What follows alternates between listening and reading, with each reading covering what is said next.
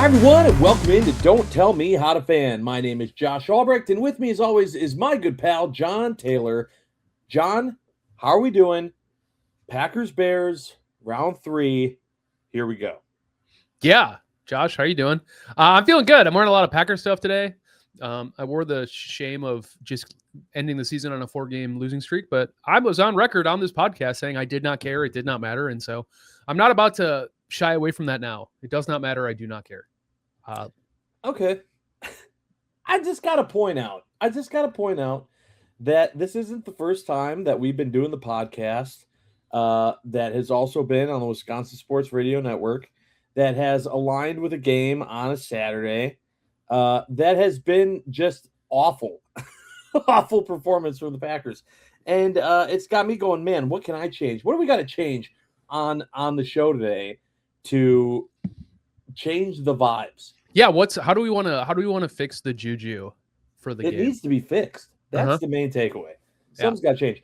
I was absolutely fine, just like you said, with the nothing burger game against the Vikings. I wanted it to be a nothing burger. I hated that Bo Melton got hurt in that game because I thought we talked about this. And I understand that not everyone could sit, right? Some people had to play.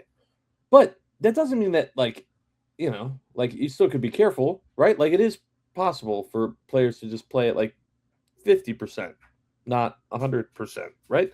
That's what I was hoping for. It didn't happen. And then it's just like, it's Bo Melton. It really shouldn't have been a big deal, but it's just the fact that it was just another example of salt in the wound of just like, I mean, it's a big deal in the sense that Bo Melton was he's one of our top performers on special teams. He's like a key piece in terms of like being a gunner. Yeah. Kamal Hadden was also another one. So it's like when we're talking about the stuff the Packers do prioritize on special teams, like punt coverage and gunners and that kind of stuff, it's like that's a pretty big blow to the personnel in that respect. Serendipitously, the Packers did get to reactivate. I forget his first name, Neiman. He was the linebacker that we got from the Rams in the offseason. He got hurt pretty early, but he showed a lot of promise in special teams. He's a hell of a special teams player. So, there's some positives in the sense that while we're losing one, we're gaining another back. So pretty interesting stuff that way. Yeah, we need all the positives we can get right now going into this game against the Bears. And I understand 100% the outside of Wisconsin and Illinois narrative of Packers Bears is awesome. Keep giving us Packers Bears, especially based on how the first two games went. I, as a fan, have been preparing myself, hoping for the best, preparing myself for the worst, just because of Chicago fans. Now, that being said, I got to say, the expectations of this Packers team have changed. The goalposts have moved. The expectations have changed. If the Packers don't win this game, I am not going to be as upset as I would have been if the Brewers would have lost to the Cubs. There's enough that has happened in this Packers season that I would go, well, I mean, yeah, it sucks, but I mean, look at everything they had to go up against. That being said, completely winnable game for the Green Bay Packers. Completely winnable. Even with all the injuries, you still have Jordan Love. You got a healthy Josh Jacobs, which I think is going to be the key to the game based on weather factors and everything else. I think they're going to plan on Jordan Love balling out, and Josh Jacobs is just going to be that key. He's going to have a big run. He's going to take care of these red zone issues. That's my hope. Yeah, I agree with you. I mean, just speaking about the offense, when you talk about what do the Bears do well versus what the Packers can do well, or we hope to see to return to form. Jeez, I am so sorry about that. I will say this: I think the Packers' offense is the best part of any side of the ball on either team. Their defense gives you absolutely nothing. If they cannot generate more than 2 turnovers in a game, they're 2-6 when they only generate 1 turnover. So they're going to have to give multiple. The Packers, uncharacteristically against them, have given up some turnovers, but typically, if you look at the season as a whole, Jordan Love is not turning that ball over. That Josh Jacobs fumble in the second game was wildly uncharacteristic. And you know that he got pulled from that game because they said, you're too hurt. Like, you're doing us more harm than good. And it was very obvious watching that. So if they're both healthy, like you mentioned, I think this offense for the Packers is the best part of any side of the football that you want to look at between these two teams. I think there's always opportunities for the Bears to get lucky, to have Caleb Williams do his Houdini act. Like, at this point, you can say whatever you want about his accuracy. He's a hell of a quarterback. His athleticism, his arm talent, like his ability to scramble and move around in the pocket and then outside of it. That is, you can see and understand why he was the number 1 overall pick in that draft class with a bullet. And he's putting it together, but he's not there yet. He's not consistent enough. And I think like the playoffs are pressure. And you know what they say, either pressure makes diamonds or pressure makes, problems. And I think that the Bears team, with the way they've been able to find ways to win, you just have to assume the shoe's going to drop. And I'll knock on wood because I said you have to assume. I mean, anything could happen. I mean, us being Packers fans over the last 10 years, it's like anything that can go wrong will go wrong, and we won't rise to the occasion to go above it. So who knows exactly? But I don't think the Bears offense is going to be able to move at will against our defense. I think there were some interesting things. We're not going to talk about the Vikings game a lot, but I will say there's some pieces that came back on the line that like gave you some juice. Colin Oliver had some flash. You look at like Brenton Cox. It's like, do any of these guys solve the problem? No. But when you need when you have like a gotta go get it kind of down, there's some extra wrinkles that we didn't have even 3 weeks ago when we played them last. So I think there's a lot of really interesting things we can discuss. The last thing and the first point I was trying to make before I kind of got a little long-winded here was if Chauncey Gardner-Johnson, CJ, GJ, whatever it is. I don't know if he's going to play. I don't think so either. And then their backup slot guy, I forget what his name is. He's been dealing with like soft tissue injuries, and they're trying to he just got like designated return from IR. I think he's going to play. Yeah, but who knows to what degree he's going to be able to. You put Christian Watson in the slot against a guy like that, it's like Christian Watson is outrunning every DB in the league pretty much anyways. So it's like, can we exploit that? Matt's going to have to, really put his money where his mouth is. And I think they need to come out and be aggressive. I think they can run the ball all over the Bears front. It's hilariously bad, but they need to still prioritize taking shots downfield. Like, they need to get them in the box and they need to throw over the top. Are you worried about the Bears running game at all? I am, in the sense that like, I think they're going to have to sell out and play base, which is what they've done in the first 2 games. They played base a ton. I think it's a concern for this team, given the personnel, no matter what. They could be going against a team that has no running backs. And I'd say, well, you guys got to make sure they don't get ran on. Just because Colby Wooden is your nose tackle. He weighed like 265 pounds when he got drafted. Like, we're just like, I don't want to liken it to it too much, but it's kind of like when you talk about like when we made the trade for Damian Lillard, you look at the roster and you go, well, this team was not built around losing Drew. And it's like, that's kind of how I feel about Kenny. It's like, that was a chip that needed to move. Micah is fantastic, but this is the hole that you create by, moving the roster around like that. So I think I'm a little scarred, I think, from the Derrick Henry performance. Yeah. Knowing the fact that game still meant something, knowing the fact that game was at home, knowing the fact that Lamar wasn't playing, so everyone and their mother knew, hey, just stop Derrick Henry. Like, if Hundley beats you, okay, fine. And they couldn't do anything. Now, I'm not saying that the Bears have a Derrick Henry. Yeah, they just don't have a Derrick Henry. Yeah. But it doesn't change the fact that the plan was known by everybody, and the Packers defense just still couldn't do it. And so I'm worried about the elements and the Bears running game, which isn't nothing. Like, it's still good.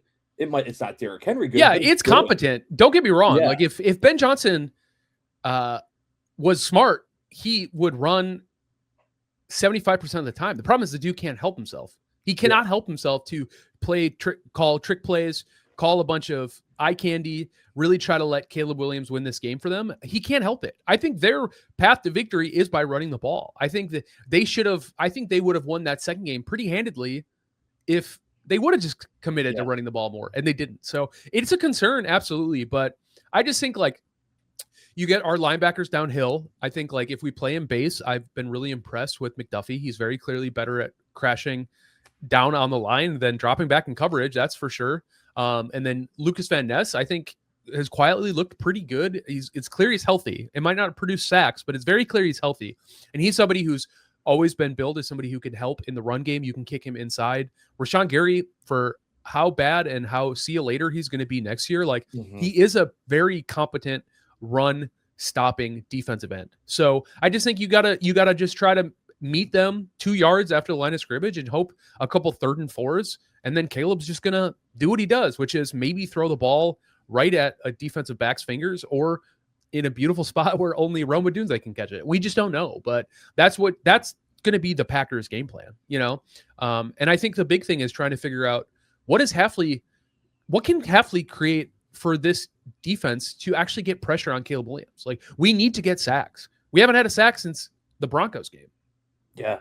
I mean, I guess technically there was a sack that was awarded, I guess, against Brosmer, or maybe it was the Ravens game. It doesn't matter. Ultimately, it does not matter. The fact of the matter is they're not affecting the quarterback like they need to. And I think they need to be. I think this is a game where you throw everything against the Bears offensive line, including the kitchen sink, and you just see what you can create in those big moments. But we'll see. We will definitely see. Yeah, I'm very nervous. I've also feel like it's weird that the nerves are coming on now. Like, I know that we're finally here and the game's finally happening, but it seemed like it's just been for the last month of Packers football. It's just been about the Bears. It's just been the Bears ever since their first meeting in Lambeau. It's just been Bears, Packers, Bears, Packers, Bears, Packers, Bears, and so on one hand, I'm like, oh, sick of talking Packers, Bears. On the other hand, I'm like, oh my God, here we go. This is actually happening. This is the time. This is all of it. Because just like the Brewers Cubs, it all comes down to this. This is the fact that in less than 4 month span, you're going to have 2 high stakes meetings between the 2 most popular franchises in the States playing against each other in big rivalries with everything on the line. And so I'm excited. I'm nervous. And I think that there is somehow more on the line than what people are realizing too, with just who moves on. Obviously, regardless of who wins, well, that's not true. If the Packers win, they're going to Seattle. And so I do think in a lot of ways, this game is just about proving to the Bears, yeah, we're still better than you. And that's it. And that's literally it. But beyond that, I think there are a lot of things that could be determined within the Packers organization based on how this game against the Bears, how I think there's more on the line here, John, for the Packers within the Packers organization than just beating the Bears and stopping their chance of maybe making a run and seeing if maybe the Packers could pull something off and go into Seattle and win a big game there. Everyone's going to say, yeah, we've heard all about it, Matt LaFleur, what happens to Matt LaFleur. I want to talk about Jeff Hafley. Jeff Hafley has been, I think, very in a positive light since Micah Parsons got here. It was, man, like literally week 3, it was, well, I don't know that this team can hold on to Jeff Hafley. He's going to get a head coaching job. And I'm here to say I'm not positive that that's the best move for him, depending on how this game goes. And the reason why I say that is I think that there's a narrative that's going to go along with him on, is it just Micah Parsons? Could anyone be a great defensive coordinator if you have a player like Micah Parsons? The same way that we get on Matt LaFleur and we say, you have to still find a way to win. You can't use the injuries as an excuse. I mean, Jeff Hafley's in the same boat. Like, yeah, it sucks. The defense has gone through a lot. But we've also seen a lot of struggles from the players that weren't injured, that have been part of this Packers team all season long. And it's hard for me to look at Matt LaFleur and say, this is all your fault. And when the defense has been atrocious ever since, Micah went down, I guess the week after Micah went down, of just being exposed. The guys that said that they were going to step up, we didn't see it. Hafley went to the podium and said, we're gonna play hard. You guys are gonna see this is what we get paid to do. This is what we do. We coach the next guys up. We understand that injuries happen in football, and so we make sure the next guy's ready to go. And then we didn't see it. And then we saw the next guy go out there and not be able to perform, and that's led to this losing streak. And it's just very difficult for me to look at that and go, all right, when you look at now John Harbaugh being available, there's talk about Mike McCarthy. There's a bunch of people whose names are being thrown around for various coaching positions. I just don't know that this game for Jeff Hafley is a nothing burger either way. I think that his performance and the defense's performance in this playoff game against the Bears could end up playing a role in what happens next for Jeff Hafley. Yeah, I think potentially you're right. I think the further the Packers get along the playoff bracket, that is. If they win this game, he's gone. Oh, if the Packers beat the Bears, right. Jeff Hafley's gone. Yeah, that's probably true. I would say that, because the only thing I was going to counter with that is that it's a personality hire more than anything. Just go find a random Jeff Hafley press conference in the last 2 years he's been in Green Bay. It's been incredible. I just think you get that guy in front of an owner and you let him talk about football the way he likes to talk about football. Who's not enamored with that? You know what I mean? I think he'd be a great guy for Baltimore. I think he'd be an excellent choice. There's a huge DC brain drain when they lost McDonald to the Seahawks, and they've been getting poached and picked off. Harbaugh's guys always have been, because he's been he was the coach for 18 years there. I think that's a great landing spot. Mike McDaniels got fired today. I don't know if the Dolphins are necessarily a great choice, but they might want I think there's a huge shift. I think teams are kind of getting tired of the whiz kid offensive play callers with no culture. No shot to Mike McDaniels, but that guy was not a culture setter. It's I think the way Jeff Hafley talks about football, and I think that's, and his defense has proved to be innovative, creative, smart, different, multiple. His simulated pressures are really impressive. And I think he doesn't have the stain that Brian Flores does in the league, So it's it's a 50-50. I think if I were a team and I got in front of Jeff Hafley, I'd be very excited. And the problem is that his work also bears out the same way. So, who knows? I don't know if them losing this game, because I don't think we as fans obviously don't get to see behind the curtain at all what's going on operationally. Sure. What I do think is the league and owners and coaches and GMs, they all understand how incredibly hard it is to win with injuries. And I know it always comes back to injuries, but I think we as fans put so much more weight into the expectations post injuries than most organizations do. I think anybody looking at this Packers team goes, yeah, we're not surprised that it turned out this way. They're on a 4-game skid because they lost almost everybody who was of import that wasn't Jordan Love. And for the last 2 games, we just straight up didn't have 2.5 games. We straight up didn't have Jordan Love. So, we'll see. That's crazy to me, though. I just feel like you can't do that if you're trying to have a winning organization. You can't have the mindset of, well, throw your hands up. What are you going to do? These guys got hurt. Sucks to suck. We'll try again next year. Especially when you're in the type of position that the Packers are. I understand if your guys got hurt early and, you had your quarterback go down.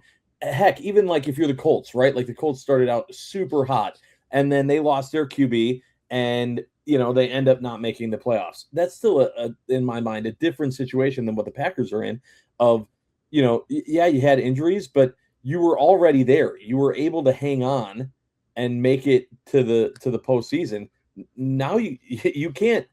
I don't feel like you can have the mentality of throwing your hands up in the air and going, yeah, we're not changing anything because we just had injuries. Well, I'm only bringing that up because you were talking about in reference to Jeff Hafley. And if they lose this game, does he not get an opportunity at a head coaching job. And what I'm saying is, I think a lot of organizations, if they get a chance to speak to Jeff Hafley, they will quickly go, yeah, they had a healthy team. Who knows how it's different? You know what I mean? That's what I'm saying. Like, I think like it's easier to hand wave the back half of this season due to all those injuries if you really like Jeff Hafley. I think it's like really easy to look past what happened given all of absolutely the adversity. And I understand what you're saying there. I think on the other hand, though, I think that if other teams are looking at guys that aren't in that scenario, that they don't have to worry about that card.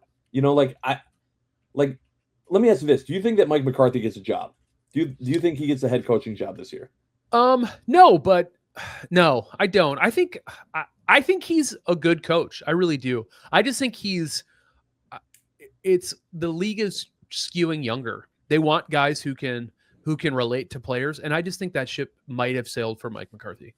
You know, I think he's like a really charismatic dude. Like seeing him on like McAfee, the clips that I see, it's like I'm always like, man, I like Big Mike, but I just don't know. I feel like he's like a guy where it's like you pair him up with a young, like defensive minded head coach and you let him just like run an offense. You take all that extra stuff off his plate. So it's like, you just never know. I mean, what was the team that they were reporting that might be interested in him? I don't remember. I don't either. I feel like I've seen rumors flying around with him and Hafley and a bunch of people. I mean, they'll interview everybody. And it seems like Harbaugh's number one on almost everyone's list. Well, and that's what I was going to say is pre-Harbaugh, I think Mike McCarthy had a way better choice. Because what you're talking about are teams who are looking for established. I mean, some teams will just straight up hire an older coach because they want like a hard ass to come in and just like establish a culture. And I think McCarthy can do that. He it's not like he didn't lose the locker room. The message got stale in Green Bay after all those years. Like, I'm not going to fault him for that. But when you get a Harbaugh in the mix, it's like, yeah, I don't know how many teams are looking for an older established head coach like that doesn't, I don't know. It's really hard to say because the Cowboys offenses with Mike McCarthy was good. I mean, it's like the Cowboys did what Cowboys do, but like, yeah, Jerry Jones is their owner / GM. Like, it's been terrible for a long time. So I don't know. It's hard to say one way or the other. It's fun. The coaching carousel is always super interesting. Like, there's talks of like the Ravens might be interested in like Cliff Kingsbury. He's been fired from every job he's had, and he might end up coaching a 2-time MVP. I mean, that roster is the most ready to compete. I mean, you want to talk about like changing it up just because you feel like you have to. It's like that's the Ravens to a T. Like, that roster is so talented. Like, it's just 18 years. It's time to do something different. So back to the point of Jeff Hafley. In totality, do you think, regardless of the outcome of this game, Jeff Hafley's gone? Yeah, I do. I just think he's one of those like he's one of those coach darlings. I know. I don't want to be. I don't want it to happen. Maybe I just don't want to admit it. And so I'm thinking I think I'm convincing myself that either the Packers win this game or the consolation prize is they still get a shot at keeping Jeff Hafley. Okay, so let me ask you this. Would you rather lose to the Bears and keep Jeff Hafley than because that's kind of how that sounded for most of that. No, it's a consolation prize. The consolation prize is going, well, at least we still have Hafley. But you're more in a realistic world than I am, and I know. Try to live. I don't want to be. I don't want to be. I really trust me. I really don't. Saying, you're probably right. Regardless of the outcome of the game, this is probably going to be the last game that Jeff Hafley is a coach for the Packers, which sucks because if they win, we got him all the way to the Super Bowl. So that's really what you just cherish his moments. Who knows? He's a high character guy. I say all of that. I know the NFL loves him. He is on record as saying like, me and Micah are going to get, he was saying some sort of like, I'm on part of this team and I get that you have to say that until you're gone. You're under contract. Of course. There's no reason why he couldn't leave, but I do like it. I mean, maybe there is a sicko world where he goes like, there's unfinished business here. He could do the Ben Johnson. I'm going to stick around one more year. I mean, it worked out for Ben. He could have been the head coach of the Panthers, and sure, they barely made it into the playoffs.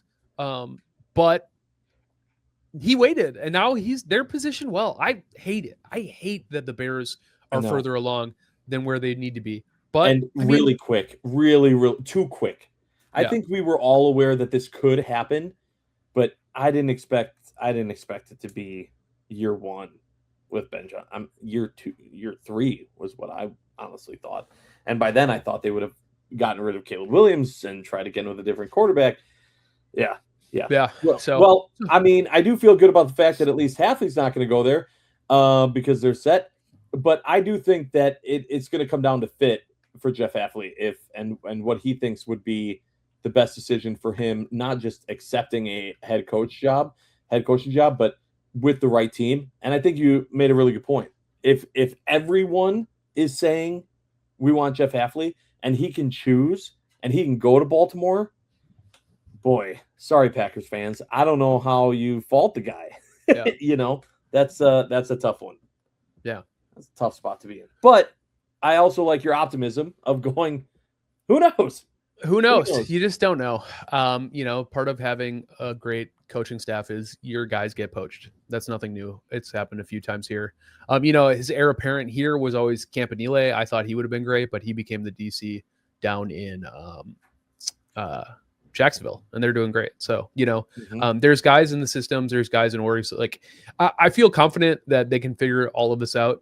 But it won't get sorted before this Bears game. So who do you got? Yeah. All right. Score prediction. I hate myself for it. I think that the Bears are going to win, and I think they're going to win 24-23. Jeez, you really are broken. I'm going to say this. I'm doing what Matt LaFleur needs to do, and I'm going to just speak truth to power. The Packers are going to win 34-21. That would be wild and awesome. Yep. I would love that so much. Let's all hope and pray that John is right, and that it's a Packers win. At the end of the day, that's all I care about is Packers win. But having it be that high scoring and winning by multiple scores, damn, that would be fun.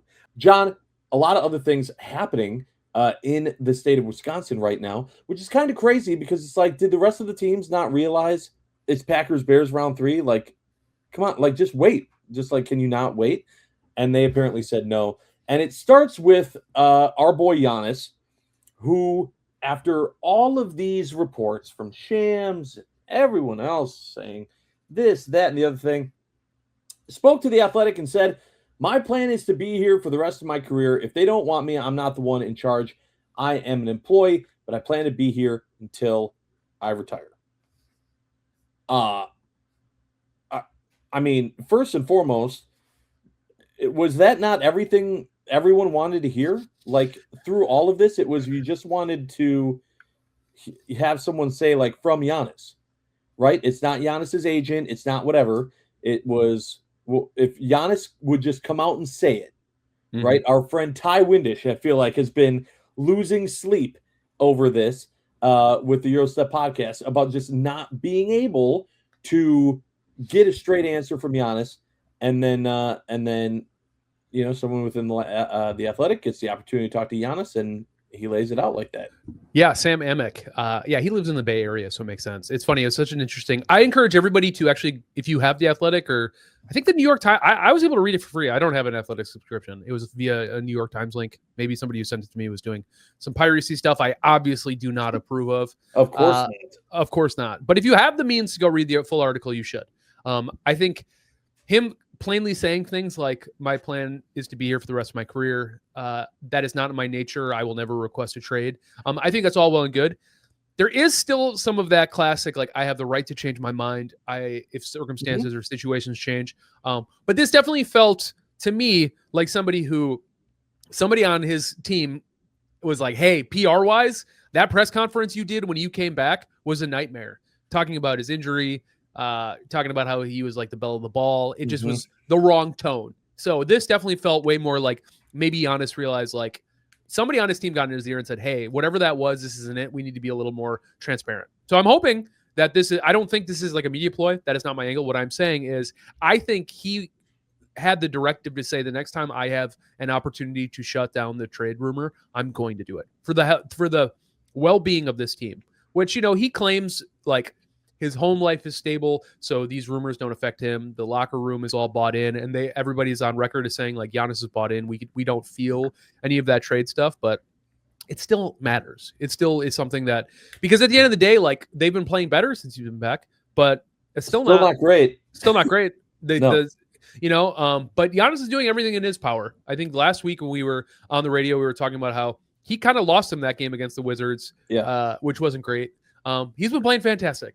The game against the Golden State Warriors, the Lakers game last night, I'm sure he put on one heck of a show. He loves performing in front of the big lights, so he's doing what he needs to do. The problem is that this roster is bad. And so I think part of this is him getting there's always been this through line with Giannis that if the Bucks remain competitive, he wants to be a Buck for the rest of his life. And I think this is the clearest and most direct way he can say that without completely letting the GM, John Horst, off the hook, because he cannot. So I think he threaded it perfectly this time after a woefully abysmal attempt in front of, that press team when he held that conference. So I'm feeling great about it. I think this is I've been on team delusion that he's not going anywhere. And this is the closest thing team delusion has felt like team reality. So, all right. Well said to all of that. Now let me put on my tinfoil hat and tell you hear it. The conspiracy theory that I'm dreading. So it all started with Peter Feigin saying, I'm done. I'm out. That, to a lot of people, maybe didn't mean a whole lot. To me, it screamed, this organization is going to move on from Giannis, and I'm not going to be a part of it. And ever since Haslam showed up, I don't think anyone's been happy. No one was happy when it happened. The only pro in that pro and con list that people could find was, hey, at least we get to spend his money. But then it became more and more decisions. Now Peter Feigin's out. Now one of his guys are in. And Wisconsin. He was born in Wisconsin. He is a Wisconsin sports fan. So there is that. There is. Okay. It's not just a full corporate crony. I'm saying that, if we're going to. I appreciate you saying that. We're going to do a list of pros and cons. He is an actual Bucks fan, which there's some investment there. Yes. Okay. I do appreciate that. That's good. I still have this in my head playing out in a way of that. It's just the timing of everything, that now it's been all national media. And now we're finally seeing things happening within the state lines, within the city lines. Right. And it starts with Peter Feigin saying, I'm out. And then next up is then Giannis with this report of saying, I want to finish my career here. I'm not someone who that will request a trade. That's not the type of person I am. I'm an employee. If they don't want me here, that's up to them. That's all painting a picture to me of the Bucks are going to be the ones to move on from Giannis, not Giannis moving on from the Bucks, which I feel like for a while they were at a stalemate because Giannis was saying, I'm not leaving Milwaukee. This is my city. I'm getting paid the most money I can from the city of Milwaukee. It doesn't make sense for me to leave. And everyone else said, we will burn Fiserv if the Bucks get rid of Giannis. And so there was just this stalemate of neither side was going to make a move. And then when the Peter Feigin thing happened, that was, to me, the first domino in this idea of, oh my God, the Bucks are actually going to do it. The Bucks are going to be the heel in this match between who has to pull the rug out from under who. It's going to be the Bucks. And on one hand, I hate that the Bucks, if this all happens, tinfoil hat still on, if this does happen, I hate that the Bucks did do it, right? I hate that they're the ones that are going to, they're actually doing it. But on the other hand, Giannis is my favorite forever. And I feel really, really good after the fact that he said that, after seeing all the reports from Windhorst and Shams and all this other crap, for him to still be Giannis. And I think I was already in my mind set on cheering for Giannis regardless of where he went and just being a Giannis fan for the rest of my life. And this helped solidify that even more, that he said those things. Even if he changes his mind, he said it. He's signed. He's stayed. He's come out. He said what people wanted to hear. I was very happy with that. I'm just now waiting to see, does the Haslam group go, okay, but it's a changing of the guard, and 34. Well, let me hop in here. I'll say this: the Bucks right now are one game behind the Bulls, who have been playing terribly for the play-in.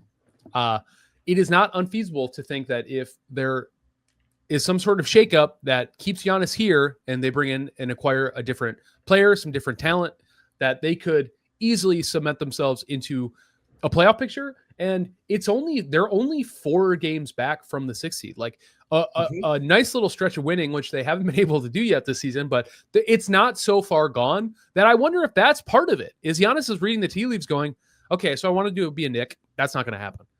I think that's true. I think he wanted to be a Knick. And I think what he's realizing is looking at the landscape, like Trae Young just got traded, so the Hawks aren't really a destination for him anymore because they can't really sell him. And what they get for him?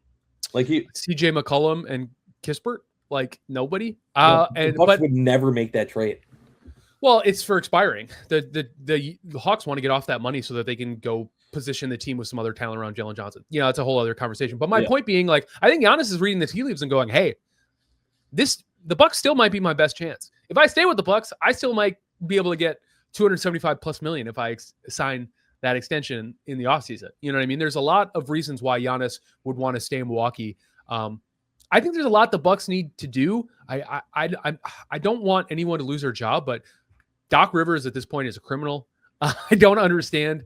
And I don't love saying that on the airwaves so strongly. Sorry. But I just like it. They play weird ISO ball. Why is KPJ running the offense when Giannis is on the floor? It seemed fun for a little bit. And it's like Kevin Porter Jr. can put up some flashy numbers, but it's just not sustainable. I think speaking of Ty Windish and our good friends at the Europod, I was listening to their podcast earlier today. They've come to the conclusion, I'm right there with them, that like, I think you got to sell high on KPJ. Yep. People have not wanted to move him, but like, I just don't see how that type of offensive firepower translates to winning in a team where Giannis has to have as much gravity as he does. So there's a lot of interesting trade opportunities. The Bucks are in a lot more reports. There's a few that I think are way more exciting. None that we're going to dive into today. We're officially in like slop season in terms of trade talk. February 10th is the deadline. So we'll definitely talk about it sooner, especially if the Packers don't win another Super Bowl like I planned them to be doing. So we can discuss this further. Yeah. But I'll say I think it's just great timing. It's more pressure to the Haslam group, the Bucks, to go make some trades to get some new talent in that can maybe get them, because they're in striking distance of at least taking a shot at it. And at this point with Giannis, where they're at, the way this year is turning out, that's all you can really hope for. So, we're not. Well said. Still my favorite player forever. And 100%. Yeah, absolutely. Brewers news quickly. Arbitration. Some players, the Brewers avoided arbitration with every single player except for William Contreras, which should not, anybody who knows anything about the roster, baseball, Brewers, they shouldn't be surprised by that. Not at all. This is what the Brewers do. This is what the Brewers do. And the truth is, I just don't think he's going to be a Brewer after 2027. I just think this is the contract. Like, they're going to go into arbitration every year. They're going to probably trade him. I just think like the only way he stays is he somehow gets moved to first and Caro pops and it's like all of this goes right, but he's too good to be a Brewer. This is just the way it goes. Yeah, we get guys early, and they actually like released the numbers like I think right before we started podcasting. Truly.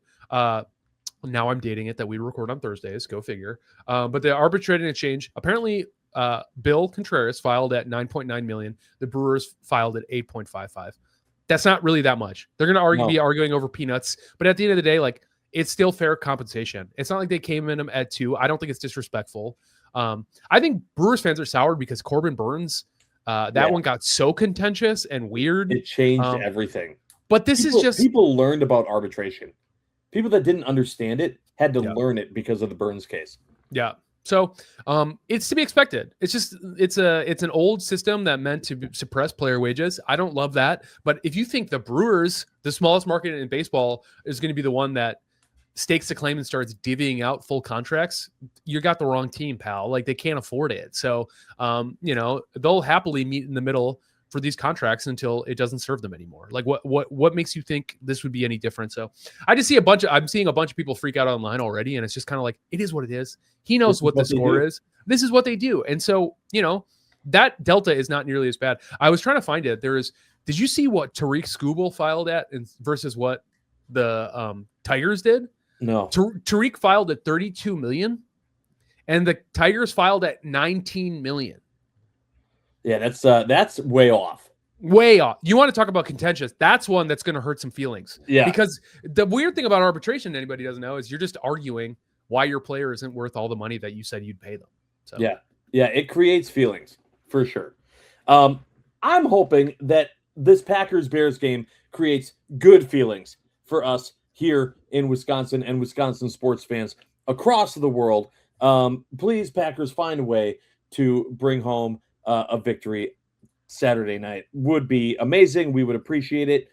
And we appreciate all of you watching and joining us on Don't Tell Me How to Fan. For John Taylor, I'm Josh Albrecht.